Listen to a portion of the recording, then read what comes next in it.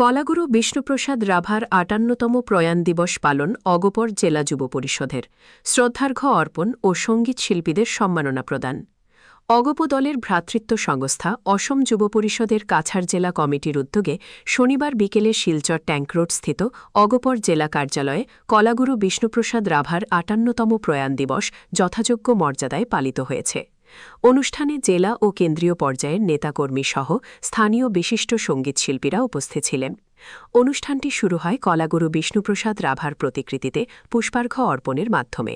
পুষ্পার্ঘ্য অর্পণ করেন অসম যুব পরিষদের কেন্দ্রীয় সম্পাদক নেকবুব হোসেন লস্কর, জেলা সভাপতি রূপন মোদক, কার্যকারী সভাপতি চিত্তরঞ্জন সিংহ, উপসভাপতি সঞ্জীব নাথ, সাংগঠনিক সম্পাদক আব্দুল তাহির চৌধুরী সহ অন্যান্য নেতাকর্মীরা।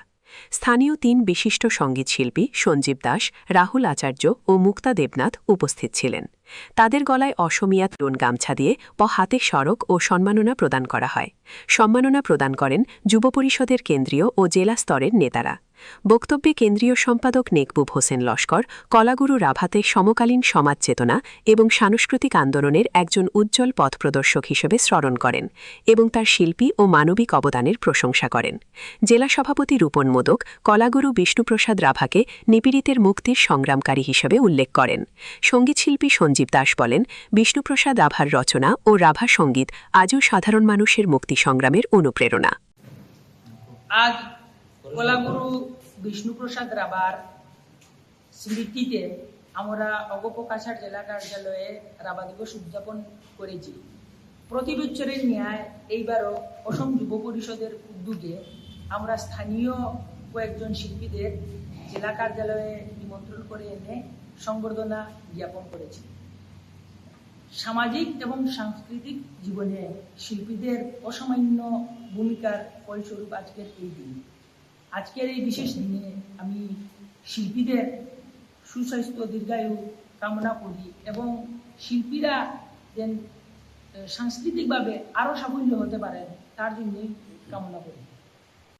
সংগঠন পরিষদের সভাপতি, মঞ্চে উপবিষ্ট বিশিষ্টজনেরা এবং আমার সহশিল্পীরা, আমরা খুব আনন্দিত যে একজন শিল্পীর প্রয়াণ দিবসে আপনারা এখানে আমাদের মতো ক্ষুদ্র শিল্পীদের এনে আপনারা ডেকেছেন। আমরা খুবই আনন্দিত। 1909 সালে বিষ্ণুপ্রসাদ রাভা জন্মগ্রহণ করেছিলেন এবং 1969 সালে আজকের দিনে উনি আমাদের ছেড়ে চলে গেছেন এবং রেখে গেছেন অনেক স্মৃতি।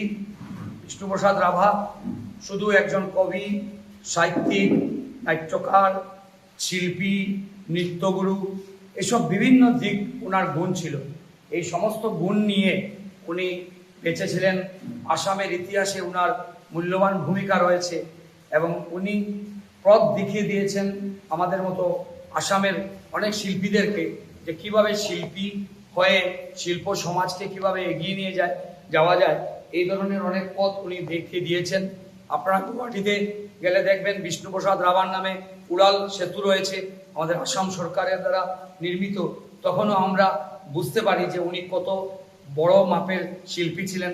এহেন বড় মাপের শিল্পীর আজকে মহাপ্রয়াণ দিবসে আপনারা আমাদেরকে এখানে আমন্ত্রণ জানিয়েছেন বলে আমরা আমাদের শিল্পী সমাজের পক্ষ থেকে আপনাদের প্রত্যেককে আমরা আন্তরিক ধন্যবাদ জানাই এবং আপনারা আগামী দিনে এই শিল্পী সমাজকে আরও এগিয়ে নিয়ে যাবেন।